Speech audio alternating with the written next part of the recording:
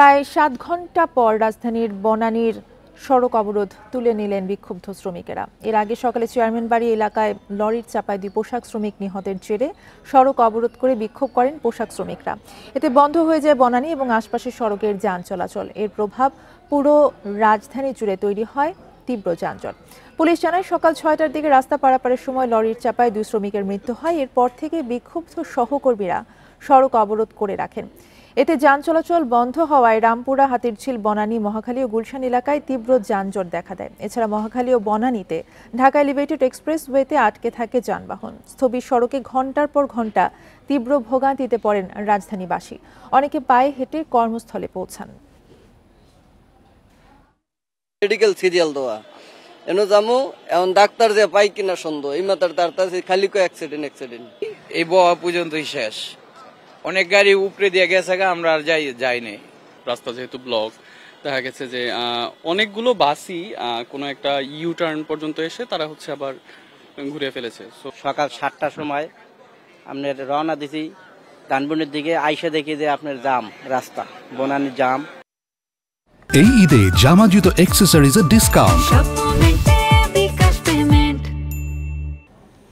এ বিষয়ে বিস্তারিত জানাতে যোগ দিচ্ছেন সহকর্মী খালেদুর রায়হান। রায়হান, আপনি আছেন সড়কে। সকাল থেকে আসলে সড়ক যেভাবে অবরোধ রাখা হয়েছে, কিছুক্ষণ আগেই খুলে দেওয়া হয়েছে আমরা যেটা জানতে পারলাম, এখন আসলে সড়কের কি অবস্থা? দেখুন, প্রায় ৭ ঘন্টা পর কিন্তু সড়ক খুলে দেওয়া হয়েছে, তবে তারা ৪৮ ঘন্টার আলটিমেটাম দিয়ে কিন্তু সড়কে ছেড়েছেন। সেই ৪৮ ঘন্টার আলটিমেটামে যে ৩টি দফা তারা করেছেন দাবি, আমি একটু সড়কের পরিস্থিতি দেখাতে যদি বলি, প্রথম দাবিটি হচ্ছে যে ৪৮ ঘন্টার মধ্যে যে ঘাতক যে চালক রয়েছে তাকে গ্রেপ্তার করতে হবে। একই সঙ্গে এই যে সড়কটিতে দুর্ঘটনাটি ঘটেছে সেইখানে একটি ফুট ওভারব্রিজ নির্মাণ করতে হবে। যদিও এখানে 2টি ফুট ওভারব্রিজ রয়েছে, তবে তারা যেটি বলছে যে 3টি পরপর গার্মেন্টস রয়েছে, এই গার্মেন্টসের সঙ্গে লাগোয়া কোনো ফুট ওভারব্রিজ নেই, যার ফলে বাধ্য হয়ে তাদেরকে পায়ে হেঁটে বা সড়ক পারাপার হতে হয়। সেই জায়গায় তারা সেটি দিয়েছিল। এবং তৃতীয় যেই দাবিটি তারা করেছেন, যারা মারা গেছেন তাদের ক্ষতিপূরণ দাবি করেছেন, তাদের পরিবারকে যাতে সেই ক্ষতিপূরণ দেওয়া হয় সেই দাবিটি কিন্তু তারা করেছেন। 7 ঘন্টার কথা যদি বলতে চাই, সকাল 6টার কিছুটা পরে এমনটি শুরু হলো। 7টা থেকেই আমরা দেখেছি যে তারা এখানে সড়কে অবস্থান নিয়েছেন এবং তারপর থেকেই পুরো সড়কটিকে কিন্তু তারা আটকে দিয়েছেন, যার ফলে এখানে উত্তরা থেকে মহাখালীগামী সকল বাস আটকে পড়ে গিয়েছিল, সকল যানবাহন আটকে পড়ে গিয়েছিল। এবং একই দিকে মহাখালী থেকে এই সড়কে যারা বনানী উত্তরের দিকে যেতে চাইছেন তারাও কিন্তু আটকে পড়েছে। ট্রাফিক পুলিশের পক্ষ থেকে বলা হয়েছে যে তারা সেনাবাহিনীর সঙ্গে কথা বলে জাহাঙ্গীর গেট থেকে শুরু করে ওই সড়কটি যাতে ব্যবহার করতে দেয়া হয় সেটি অনুরোধ করলে সেখানে তাদেরকে সেটি দেওয়া হয় এবং বিভিন্ন জায়গায় ডাইভারশন করে তারা যানজট নিরসনের কিছুটা চেষ্টা করলে খুব যে বেশি সফল হয়েছে সেটি কিন্তু বলার সুযোগ নেই। তার কারণটি হচ্ছে আমরা দেখেছি হাজার হাজার মানুষ তারা কিন্তু পায়ে হেঁটে তাদের যে নির্দিষ্ট গন্তব্যস্থল সেখানে তারা গিয়েছে। আমি এখন যেই চিত্রটি দেখতে পাচ্ছেন সেটি কিন্তু বলা যায় যে এই জায়গাটিতেই কিন্তু দুর্ঘটনাটি ঘটেছিল এবং তারপরেই কিন্তু তার যারা সহকর্মী রয়েছেন তারা কিন্তু সেই জায়গাতে অবরোধ করেছে এবং ৪৮ ঘন্টার আলটিমেটাম দিয়ে তারা কিন্তু সড়কটি সেরেছে। তবে ৪৮ ঘন্টার মধ্যে তাদের 3টি দাবি যদি পুরো না করা হয় তাহলে তারা আবারও সড়কে নামবে বলে জানিয়েছে। মহাখালী থেকে জানাচ্ছিলেন সহকর্মী খালেদ রায়হান। মাগুরায় ধর্ষণের শিকার শিশুটির চিকিৎসা চলছে সম্মিলিত সামরিক হাসপাতাল সিএমএইচ-এর পেডিয়াট্রিক আইসিইউতে। এই তথ্য জানিয়েছে আন্তঃবাহিনী জনসংযোগ পরিদপ্তর আইএসপিআর।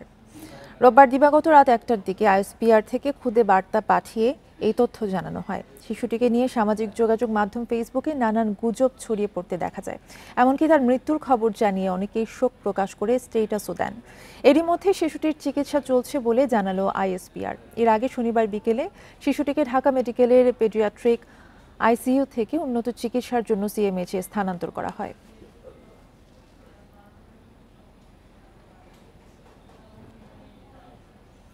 মাগুরায় শিশু ধর্ষণ মামলার প্রধান আসামিকে 7 দিন এবং বাকি 3 আসামির 5 দিনের রিমান্ড দিয়েছে আদালত। নিরাপত্তা ঝুঁকি বিবেচনায় রোববার মধ্যরাতে Magura chief judicial magistrate Abdul Motin এর আদালত শুনানি শেষে এই আদেশ দেন। এর আগে রাতে আসামিদের আদালতে তোলে পুলিশ। এ সময় 4 আসামির 7 দিনের রিমান্ডের আবেদন করা হয়। শুনানি শেষে মামলার মূল আসামি হিটু শেখকে 7 দিন, সজীব শেখ, রাতুল শেখ এবং জাহিদ আক্তারকে 5 দিনের রিমান্ড মঞ্জুর করেন আদালত। এর আগে রোববার দুপুরে নিরাপত্তা সংখ্যায় আসামিদের আদালতে হাজির করতে পারেনি পুলিশ। পরিস্থিতি বিবেচনায় গভীর রাতে তাদের রিমান্ড শুনানি করেন আদালত।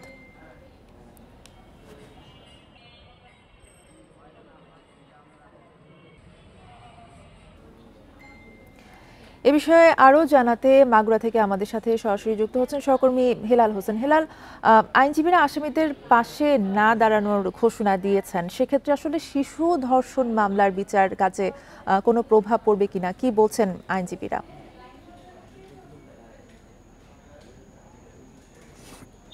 আমি আপনাকে জানিয়ে রাখি, আমি এখন রয়েছি মাগুরা চিফ জুডিশিয়াল ম্যাজিস্ট্রেট আদালতে। এখানে মাগুরার যে আলোচিত শিশু ধর্ষণ মামলায় মূলত 4 জনকে আসামি করা হয়েছিল।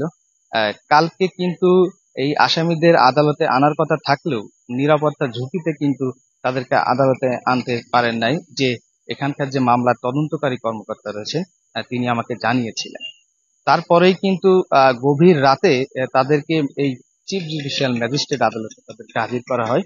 হাজির করার পরেই কিন্তু তাদেরকে এই মামলার তদন্তকারী কর্মকর্তা তারা কিন্তু 7 দিনের রিমান্ড আবেদন করেছিলেন। তার প্রেক্ষিতে এই ম্যাজিস্ট্রেট আদালত প্রথম যে মামলার আসামি তাকে 7 দিনের রিমান্ড আবেদন মঞ্জুর করেন এবং বাকি যে 3 জন আসামি ছিলেন তাদেরকে 5 দিন করে রিমান্ড মঞ্জুর করেন।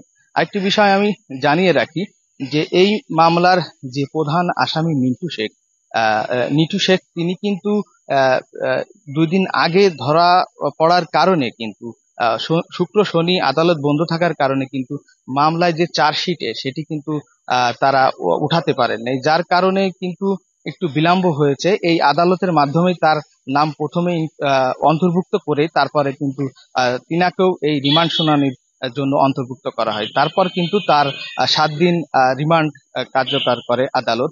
আরেকটি বিষয় জানিয়ে রাখি, কিছু সময় আগে কিন্তু বিক্ষোভকারীরা এই আদালত চত্বর ঘেরাও করেছিলেন। তাদের একটি দাবি ছিল যে তারা এখানে যে ধর্ষণকারী তার 24 ঘন্টার মধ্যে তার যে সর্বোচ্চ শাস্তি সেটি তাকে নিশ্চিত করতে হবে। তারপরে কিন্তু প্রশাসনের যে কর্মকর্তারা ছিলেন তারা এসে যে আন্দোলনকারীদের বুঝিয়েছিলেন যে এটি একটা আদালতের প্রক্রিয়া, এই প্রক্রিয়া মেনেই কিন্তু তাদের বিচার কাজ সম্পাদন হবে। তারপরে আন্দোলনকারীরা কিছু সময় আগে কিন্তু তারা একটি মিছিল শহরে বের করে তারা মাগুরার যে মেন প্রধান সড়ক সেখানে যেয়ে তারা অবস্থান করছেন।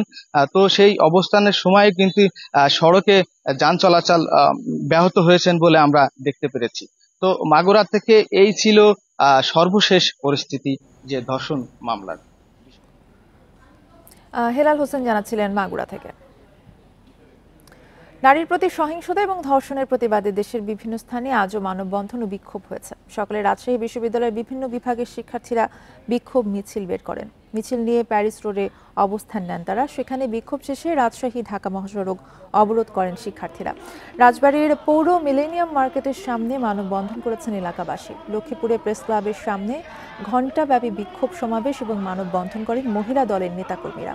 খাগড়াছড়িতে মিছিল থেকে নারীর প্রতি সহিংসতা বন্ধের পাশাপাশি আইনের শাসন কার্যকরের দাবি জানায় জেলা মহিলা দল। মাগুরায় ধর্ষণের সাথে জড়িতদের সর্বোচ্চ শাস্তির দাবিতে মানববন্ধন করেন জেলার আইনজীবীরা। আসামিদের আইনি সহায়তা না দেওয়ার সিদ্ধান্ত নেন তারা।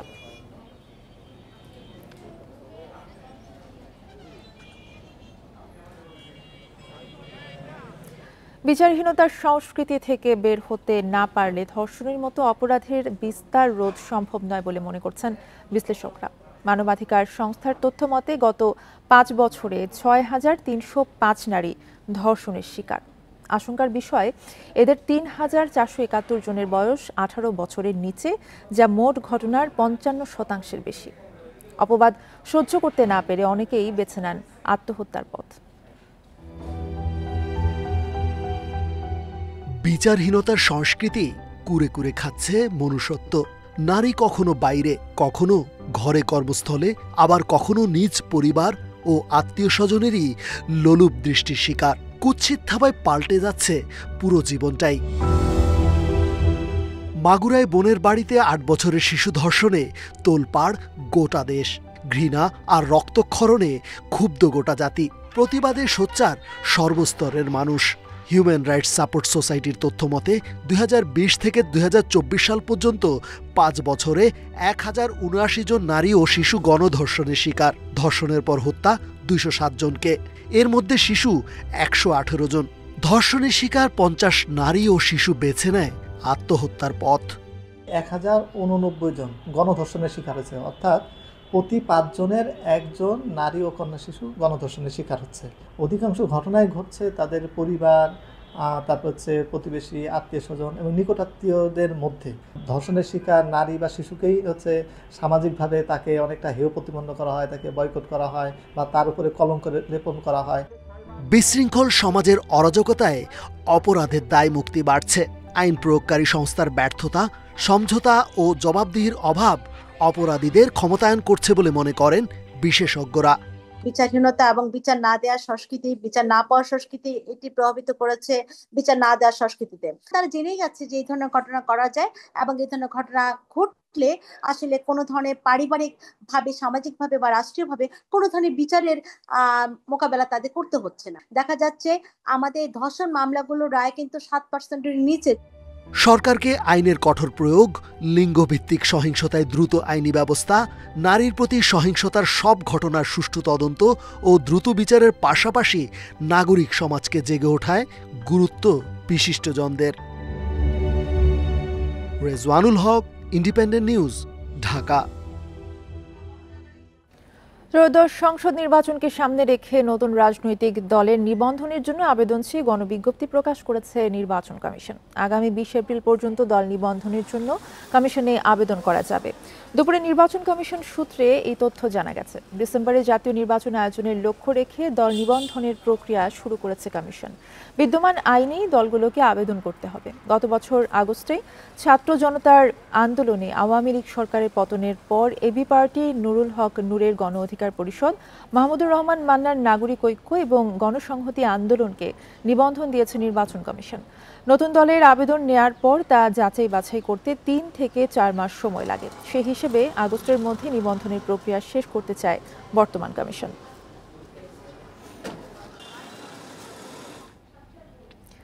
জাতীয় ঐক্যমত্য কমিশনের কাজের কারণে নির্বাচন আয়োজনে বাধা হবে না বলে মনে করেন কমিশনের সহসভাপতি অধ্যাপক আলী রিয়াজ। সকালে জাতীয় সংসদের এলডি হলে সংবাদ সম্মেলনে তিনি একথা বলেন। এ সময় দ্রুত মতৈক্যে পৌঁছানোর প্রত্যাশা জানান তিনি। অধ্যাপক আলী রিয়াজ বলেন, অধ্যাদেশের মাধ্যমে সংবিধান সংশোধন সম্ভব আর গণপরিষদ ও জাতীয় সংসদ নির্বাচনও একই সাথে আয়োজন সম্ভব বলে মন্তব্য করেন তিনি। বলেন, ঐক্যমত্য কমিশনের মেয়াদ 6 মাস। যত দ্রুত আলোচনা শেষে ঐক্যমত্যে পৌঁছানো যাবে তত দ্রুত সনদ তৈরি হবে। ডিসেম্বরে নির্বাচনের সম্ভাব্য তারিখ উল্লেখ করে আলী রিয়াজ বলেন, কমিশনের কারণে নির্বাচন বিঘ্নিত হওয়ার কোনো কারণ নেই। রাজনৈতিক দলগুলোর ভিন্ন ভিন্ন অবস্থান ও মত থাকলেও আলোচনার ভিত্তিতে ঐক্যে পৌঁছানো সম্ভব বলে জানান তিনি। নীতিগতভাবে একমত হওয়াটা হচ্ছে প্রথম, প্রধান এবং জরুরি কাজ। সেই বিবেচনার থেকেই প্রস্তাবগুলো আছে। যদি অধিকাংশ এই অর্থে যে ঐকমত্যের প্রশ্নে যদি এই জায়গায় আসা যায়, তাহলে একটা পথ পদ্ধতি বের করা যাবে। পূর্বাঞ্চলে প্লট বরাদ্দের দুর্নীতি মামলায় শেখ হাসিনা, শেখ রেহানা সহ 24 জনের বিরুদ্ধে অভিযোগপত্র দিয়েছে দুর্নীতি দমন কমিশন। দুদকের তথ্যে জানা যায়, 2022 সালে শেখ হাসিনা সহ তার পরিবারের 6 সদস্য 10 কাঠা করে প্লট পান। রাজধানীতে প্লট থাকা সত্ত্বেও প্রধানমন্ত্রীর বিশেষ ক্ষমতা প্রয়োগ করে এসব প্লট অবৈধভাবে বরাদ্দ দেওয়ার অভিযোগ ওঠে। পরে শেখ হাসিনা, শেখ রেহানা এবং তাদের সন্তান সজীব ওয়াজেদ জয়, সাইমা ওয়াজেদ পুতুল, রেদওয়ান মুজিব সিদ্দিকী ববি, আজমিনা সিদ্দিকী এবং সাবেক প্রতিমন্ত্রী শরীফ আহমেদ ও 17 কর্মকর্তার বিরুদ্ধে 6টি মামলা করে দুদক। প্রায় 1.5 মাস তদন্তের পর 24 জনের বিরুদ্ধে অভিযোগপত্র দিয়েছে সংস্থাটি।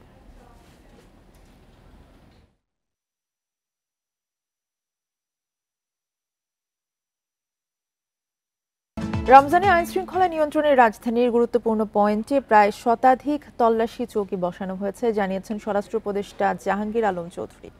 ভোরে রাজধানীর 4টি থানা পরিদর্শন শেষে সাংবাদিকদের কথা বলেন তিনি। ভোরে তেজগাঁও, ধানমন্ডি, শাহবাগ ও নিউ মার্কেট থানা পরিদর্শন করেন স্বরাষ্ট্র উপদেষ্টা। এ সময় উপদেষ্টা থানার অভ্যর্থনা কক্ষ, হাজত থানা সহ আনুষঙ্গিক স্থাপনা ঘুরে দেখেন। আইন শৃঙ্খলা বাহিনীর সদস্যদের দায়িত্ব পালনে আরও সজাগ থাকার নির্দেশ দেন উপদেষ্টা। পরে তিনি রাজধানীর বিভিন্ন তল্লাশি চৌকি ও যৌথ বাহিনীর কয়েকটি টহল দলের কার্যক্রম পরিদর্শন করেন।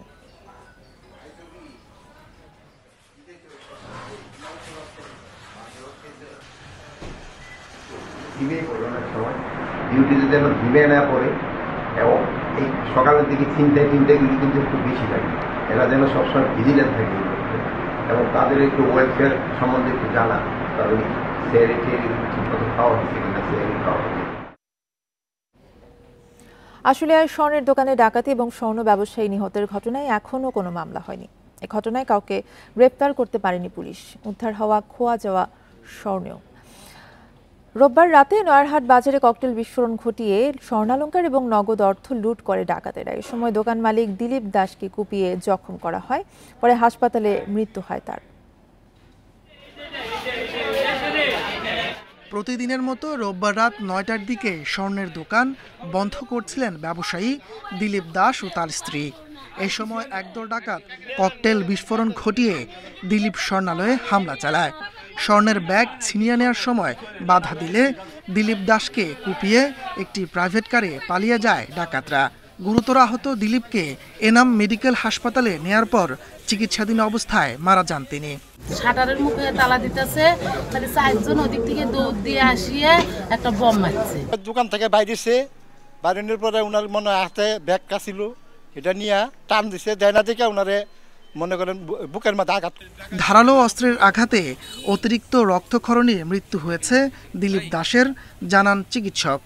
বুকে বড় ক্ষত ছিল, গালের ডান পাশে ক্ষত ছিল, পিঠে ক্ষত ছিল। আমরা চিকিৎসা শুরু করেছিলাম আর কি, তবে চিকিৎসা শুরু করেছি কিন্তু উনি চিকিৎসা করতে করতে মারা গেছে আর কি। স্বর্ণের দোকানে ডাকাতির খবর পেয়ে ঘটনাস্থল পরিদর্শন করে সেনাবাহিনী, আশুলিয়া থানা ও ডিবি পুলিশ সহ আইনশৃঙ্খলা বাহিনীর সদস্যরা। জড়িতদের চিহ্নিত করে এলাকার বিভিন্ন সিসিটিভি ফুটেজ সংগ্রহের পাশাপাশি ডাকাতদের গ্রেপ্তারে তৎপরতা অব্যাহত আছে বলছে পুলিশ। এই ব্যাগটি তারা নিয়ে চারজন দৌড়ে চলে যায় এবং যাওয়ার সময় তারা এই একটু ধোঁয়া দেখা যায়, সম্ভবত একটা ককটেল বিস্ফোরণ করেছে। সর্বোচ্চ চেষ্টা দিয়ে আমরা এই অপরাধীদের ধরে আইনের আওতায় নিয়ে আসব। লুট হওয়া ব্যাগে ২০ থেকে ২৫ ভরি স্বর্ণালংকার ও নগদ টাকা ছিল বলে দাবি স্বজনদের। Independent news. টাঙ্গাইলের সাবেক এমপি জোয়াহিরুল ইসলামের বাসা ভাঙচুর, লুটপাট, দখল ও চাঁদাবাজির মামলায় সমন্বয়ক পরিচয়ধারী মারিয়াম মুকাদ্দাস মিষ্টির ৪ দিনের রিমান্ড মঞ্জুর করেছে আদালত। সকালে সিনিয়র জুডিশিয়াল ম্যাজিস্ট্রেট আদালতে তুলে ৭ দিনের রিমান্ড চায় পুলিশ। এর আগে রোববার মধ্যরাতে টাঙ্গাইল শহর থেকে তাকে গ্রেপ্তার করা হয়। সন্ধ্যায় সাবেক ওই এমপির স্ত্রী রওশন আরা খান বাদী হয়ে টাঙ্গাইল সদর থানায় মামলা করেন। এতে মিষ্টিকে ১ নম্বর আসামি, অজ্ঞাত আরও ৭ থেকে ৯ জনকে আসামি করা হয়। মামলার অভিযোগে বলা হয়, শনিবার তালা ভেঙে নগদ ৫ লাখ টাকা ও ১০ ভরি স্বর্ণালংকার লুট করেন আসামিরা। পরে পরিকল্পিতভাবে মানসিক ভারসাম্যহীনদের নিয়ে বাড়ি দখল করেন। আসামিরা ১০ কোটি টাকা চাঁদা দাবি করেন বলেও মামলায় উল্লেখ করা হয়।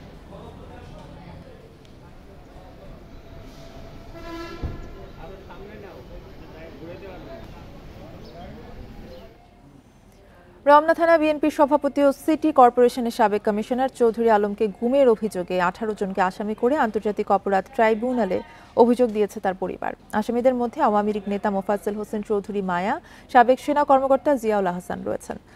সোমবার কমিশনার আলমের বড় ছেলে আবু সাইদ চৌধুরী হিমু ট্রাইব্যুনালের চিফ প্রসিকিউটরের কার্যালয়ে অভিযোগ দায়ের করেন। অভিযোগপত্রে আওয়ামী লীগ নেতা মায়া চৌধুরী, বাহাউদ্দিন নাসিম, কিশোরগঞ্জের সাবেক এমপি আফজাল হোসেন, র্যাবের কমান্ডার সোহায়েল, শেরেবাংলা নগর থানার সাবেক ওসি রিয়াজুল ইসলাম, ইসমাইল চৌধুরী সম্রাট সহ ১৮ জনকে আসামি করা হয়েছে। ২০১০ সালের ২৫ জুন ঢাকা দক্ষিণ সিটি কর্পোরেশনের ২১ নম্বর ওয়ার্ডের কমিশনার চৌধুরী আলম নিখোঁজ হন।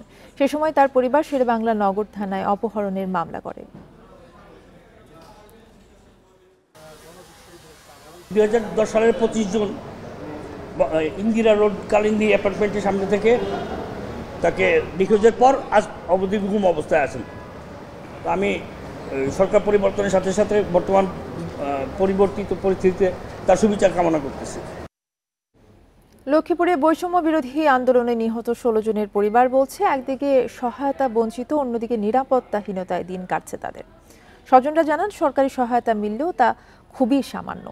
এছাড়া আন্দোলনে হামলায় অভিযুক্ত অনেকেই জামিনে বেরিয়ে নানাভাবে হুমকিও দিচ্ছেন বলে দাবি তাদের। তবে শহীদ পরিবার এবং আহতদের পাশে থাকার আশ্বাস জেলা প্রশাসনের। স্বৈরাচারের পতন দাবিতে ছাত্র জনতার অভ্যুত্থানে গত ২০ জুলাই ঢাকায় গুলিতে নিহত হন ইউনুস আলী শাওন। শনিরাখড়ার একটি দোকানে ছিলেন কর্মচারী। লক্ষ্মীপুর সদর উপজেলার আবুল বাসারের ছেলে শাওনই ছিলেন পরিবারের একমাত্র উপার্জনক্ষম ব্যক্তি। যারা আমার ছেলেরে মারছে তাদের বিচার চাই, আমি শাস্তি চাই, উপযুক্ত শাস্তি চাই। আমি দক্ষিণ বাগুড়িতে যেটা শাওন ওর যখন এখান থেকে লাস্ট ঢাকা থেকে মারা গেছে, ঢাকা মারা যাওয়ার পর গুলি খাইছে। জুলাই অভ্যুত্থানে শহীদ হন লক্ষ্মীপুরের কলেজ ছাত্র সাদাল আফনান, কাউসার হোসেন বিজয়, ওসমান গনি সহ ১৬ জন। কিন্তু এতদিনেও পর্যাপ্ত সহায়তা না পাওয়ার অভিযোগ তাদের পরিবারের। এছাড়া হামলার ঘটনায় গ্রেপ্তার আসামিদের অনেকেই জামিনে বের হয়ে হুমকি দেওয়ার শঙ্কায় হতাহতের স্বজনরা। আমার পরিবার নিরাপত্তা নাই, আমাকে ফোন দিয়ে কেন বলতেছে সকলের নাম কাটা যাক। আমি চাই যারা নিরপরাধ মানুষ তারা মুক্তি পাক, যারা অপরাধী তারা পূর্ণাঙ্গ শাস্তি পাক।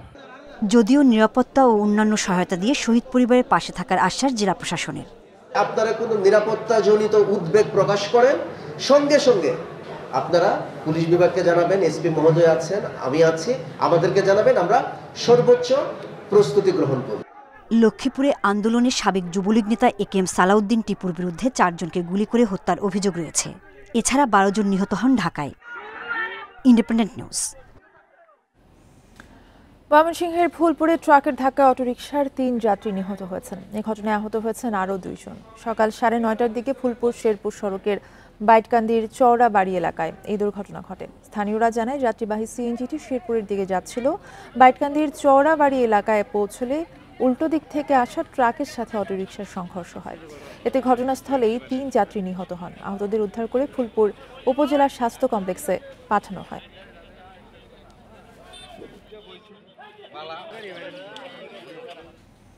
প্রতি বছর রোজা এলেই নানান স্বাদের ইফতারির পসরা নিয়ে বসেন খুলনা নগরের ব্যবসায়ীরা। পাশাপাশি অভিজাত হোটেলেও চলে নানা আয়োজন। এবার রমজানের শুরুতেই ভিড় বেড়েছে খুলনার জনপ্রিয় ফেরিঘাটের জিলাপি, মাঠা ও সাউথ সেন্ট্রাল রোডের নানান হালিমের দোকানে। বিক্রেতারা বলছেন গত বছরের তুলনায় ইফতার সামগ্রী বানাতে খরচ বেশি, তবে সেই তুলনায় দাম কম রাখছেন তারা। খুলনা শহরের ফেরিঘাট মোড়ের জিলাপি ইফতারের অন্যতম অনুষঙ্গ। বছরের অন্যান্য সময় এখানকার জিলাপির চাহিদা থাকলেও রমজানে এর চাহিদা বাড়ে কয়েক গুণ। রেশমি, শাহী ও সাধারণ এই ৩ ধরনের জিলাপি পাওয়া যায় ফেরিঘাটের দোকানগুলোতে। প্রতি কেজি রেশমি জিলাপি ৩০০ টাকায়, শাহী জিলাপি ২৫০, সাধারণ জিলাপি ১৬০ টাকায় বিক্রি হয়। জিলাপির মতো এখানকার মাঠারও সুনাম রয়েছে। রমজানে এর চাহিদা বেড়ে যায়। প্রতি কেজি মাঠা বিক্রি হয় ১৬০ টাকা দরে। এবছরও গত বছরের দামে জিলাপি ও মাঠা বিক্রি হচ্ছে বলে জানিয়েছেন ব্যবসায়ীরা। এইখানের জিলাপির মানে স্বাদের মানটা একটু আলাদা।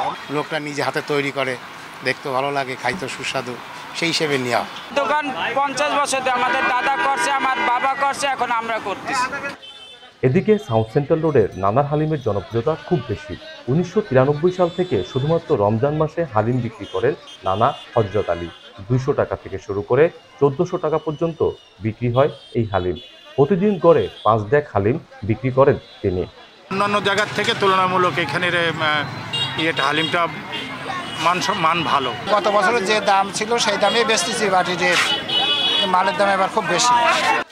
শুধু ফেরিঘাট ও সাউথ সেন্ট্রাল রোড নয়, খুলনার প্রতিটি মোড়ে মোড়ে ইফতার সামগ্রীর দোকানে এবং অভিজাত হোটেলগুলোতেও বসেছে ইফতার বাজার। আকর্ষণীয় মেনু এবং খাবারের মানের কারণে এখানেও যাচ্ছেন ক্রেতারা। মেনুগুলো বেশ পারফেক্ট থাকে, যেটা প্রয়োজন হয় খাওয়ার মধ্যে, এই জন্যই আমরা আসি। লোকাল যে আইটেমগুলি আছে, বিভিন্ন ধরনের ইন্টারন্যাশনাল কিছু আইটেম এখানে যোগ করা হয়েছে, সব মিলিয়ে আগের মতোই আছে। এর বাইরে নগরীতে শরবত ও ফলের দোকানেও ইফতারের পসরা বসেছে। রমজান মাস জুড়ে ইফতার বিক্রির ভিড় সামলাতে হিমশিম খেতে হয় এই দোকানগুলোতে। অভিজিৎ পাল, ইন্ডিপেন্ডেন্ট নিউজ, খুলনা। বাংলাদেশিদের উন্নত চিকিৎসায় বিদেশে হাসপাতাল খুঁজছে সরকার, অথচ দেশে বিশ্বমানের একটি হাসপাতাল ধুকে ধুকে মরছে।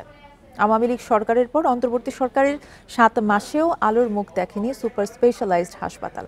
বিশেষজ্ঞরা বলছেন নীতিমালা চূড়ান্ত করে বাজেট ও জনবল নিশ্চিত করলে এই হাসপাতালেই বিশ্বমানের সেবা দেওয়া সম্ভব।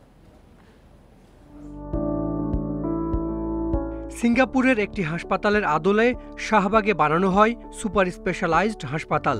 অবকাঠামো নির্মাণ ও যন্ত্রপাতি বসিয়েছে দক্ষিণ কোরিয়া। বিশ্বমানের চিকিৎসার সব আয়োজন থাকলেও উদ্বোধনের ৩ বছর পরও মিলছে না সেবা। আওয়ামী লীগ সরকারের পতনের পর ভারতে মেডিকেল ভিসা পাওয়া কঠিন, এতে অনিশ্চয়তায় পড়েছেন হাজারো রোগী। এই অবস্থায় বাংলাদেশিদের জন্য চীনে ৩টি হাসপাতাল ঠিক করেছে সরকার, অথচ অবহেলায় পড়ে আছে সুপার স্পেশালাইজড হাসপাতাল। দুর্ভাগ্যজনক একটা অস্বচ্ছ নিয়োগ প্রক্রিয়া আমাদেরকে বাধাগ্রস্ত করেছে আর কি। ওই হাসপাতাল ব্যবস্থাপনা বাংলাদেশের জন্য একেবারে একটা ইউনিক ব্যবস্থাপনা হতে হবে, এবং এইরকম ইউনিক ব্যবস্থাপনার জন্য আসলে আমাদের দেশে এখন পর্যন্ত ইভেন যে কর্পোরেট হাসপাতালগুলো আছে সেগুলো এটার সঙ্গে তুলনীয় নয়। অতএব অভিজ্ঞ ব্যবস্থাপক পাওয়াটা বেশ বড় চ্যালেঞ্জ হবে। কর্তৃপক্ষ বলছে হাসপাতাল পরিচালনায় মূল পরিকল্পনা থেকে সরে যাওয়ায় সংকট তৈরি হয়েছে। পরিচালনায় আলাদা কমিটি, বরাদ্দ ও দক্ষ জনবল নিয়োগ ছাড়া উন্নত চিকিৎসা দেয়া সম্ভব নয়। গভর্নমেন্ট নীতিমালা দিয়ে যদি এটা পরিচালনা করা হয় যেভাবে চলছিল এতদিন বা যেভাবে করা হয়েছে, আপনি যেটা বারবারই বলছেন এটা, যে সেভাবে হলে এটা কোনোদিন বিশ্বমানের এটা হতে পারবে না, কারণ আমাকে তো সেভাবে দিতে হবে। আমি যদি নন প্র্যাকটিসিং করে দিই, তো নন প্র্যাকটিসিং যদি করে দেই তাকে তো আমাকে সেভাবে একটা আমি সর্বোচ্চ দিতে না পারি, একটা মিনিমাম আমাকে হ্যান্ডসাম স্যালারি তো দিতে হবে তাকে আমাকে। অভিযোগ রয়েছে অদক্ষ জনবল নিয়োগ করে হাসপাতালটির বড় ক্ষতি করেছে বিগত সরকার। ব্যাপক অনিয়মের প্রমাণ পাওয়ায় বাতিল করা হয়েছে সব নিয়োগ। ক্যাফেটেরিয়া, ফার্মেসি এবং ব্যাংকের বুথ বসানো নিয়েও পাওয়া গেছে অনিয়ম। সরকার চেয়েছিল রোগীদের যাতে বিদেশে চিকিৎসা নিতে না হয়, সেই জন্য বানানো হয়েছে আন্তর্জাতিক মানের এই হাসপাতালটি। তবে সরকার চায়নি বলে এই হাসপাতালে আন্তর্জাতিক মানের সেবা চালু হয়নি, মিলছে না সদর হাসপাতালেরই সেবা। তাই সরকারকে এখন ঠিক করতে হবে যে তারা কি এটিকে সদর হাসপাতাল বানিয়ে রাখবেন নাকি এখানে আন্তর্জাতিক মানের সেবা চালু হবে। Hasan Misba, independent news, Dhaka. দুইবার সময় বাড়িয়েও নির্দিষ্ট সময়ে শেষ হচ্ছে না বরিশালের ক্যান্সার, কিডনি ও হৃদরোগের জন্য বিশেষায়িত হাসপাতালের নির্মাণ কাজ। 30 জুন কাজ শেষ হওয়ার কথা থাকলেও অগ্রগতি মাত্র 65%। সংশ্লিষ্টরা বলছেন যন্ত্রপাতি আমদানির জটিলতা এবং নির্মাণ কাজে ধীর গতির কারণে শেষ হচ্ছে না কাজ। বরিশাল মেডিকেলের পাশেই 2.5 একর জায়গায় ক্যান্সার, কিডনি ও হৃদরোগীদের জন্য 460 শয্যার হাসপাতাল নির্মাণ শুরু হয় 2021 সালের 23 জুলাই, যা শেষ হওয়ার কথা ছিল 2023 সালের জুনে। নানা জটিলতায় কাজ শেষ না হওয়ায় মেয়াদ 2 বছর বাড়ানো হয়, তবে এরপরও শেষ হচ্ছে না কাজ। হাসপাতাল নির্মাণে দেরি হওয়ায় বরিশাল শেরেবাংলা মেডিকেলে চাপ বাড়ছে। সেবা দিতে হিমশিম নার্স ও চিকিৎসকরা। বেড হলো 12টা, কিন্তু পেশেন্ট ফ্লোরে থাকে, প্রচুর ফ্লোরে থাকার কারণে আমাদের আর রোগীদের ওইভাবে সেবাও দিতে পারছি না। এতগুলো রোগী কিভাবে ভোগান্তি শেষ নাই, এরা যদি ওই হাসপাতালটা চালু দিত তাহলে আমাদের ভালো হইতো। সংশ্লিষ্টরা বলছেন হাসপাতালটি চালু হলে একই জায়গায় আধুনিক সব চিকিৎসা পাবেন ক্যান্সার রোগীরা। বিল্ডিংটা আমাদের এখন খুবই জরুরি, যত তাড়াতাড়ি সম্ভব ওইটা হলে আমাদের এখান থেকে ম্যান পাওয়ার বা এই রোগী কিছু ওই পাশে শিফট করে আমরা স্পেশালাইজড ট্রিটমেন্ট দিতে পারবো। নির্ধারিত সময়ে কাজ শেষ না হওয়ার পেছনে যন্ত্রপাতি আমদানির জটিলতা ও নির্মাণ কাজে ধীরগতিকে দায় দিচ্ছে গণপূর্ত বিভাগ। নির্ধারিত সময় 30 জুনের মধ্যে 90% কাজ শেষ করার আশা তাদের। 30 ফিট মাটির নিচে 2টা ফ্লোর আছে, যেই ফ্লোরগুলো করতে যাই আমাদের অনেক চ্যালেঞ্জ এবং টেকনিক্যাল অনেক সাপোর্ট প্রয়োজন ছিল। সেই সমস্ত কারণে আমাদের কিছুটা খানিক বিলম্ব হচ্ছে। 14 তলা পর্যন্ত সকল যে ঢালাইয়ের কাজ 700 কলাম, এবং অলরেডি 11 তলা পর্যন্ত আমাদের যে ব্রিক ওয়ার্ক, প্লাস্টার, এগুলো কাজ আমাদের সম্পন্ন হয়েছে। বরিশাল মেডিকেল কলেজ হাসপাতালের তথ্য বলছে প্রতি মাসে গড়ে 400 ক্যান্সার রোগী চিকিৎসা নেয়। বিশেষায়িত হাসপাতাল চালু হলে কমবে রোগীর চাপ। Independent news. Bangladesh securities and exchange কমিশনে বিএসইসিতে অভিযান চালাচ্ছে দুর্নীতি দমন কমিশন দুদক। সকাল থেকে অভিযান চালাচ্ছে দুদকের 4 সদস্যের একটি দল।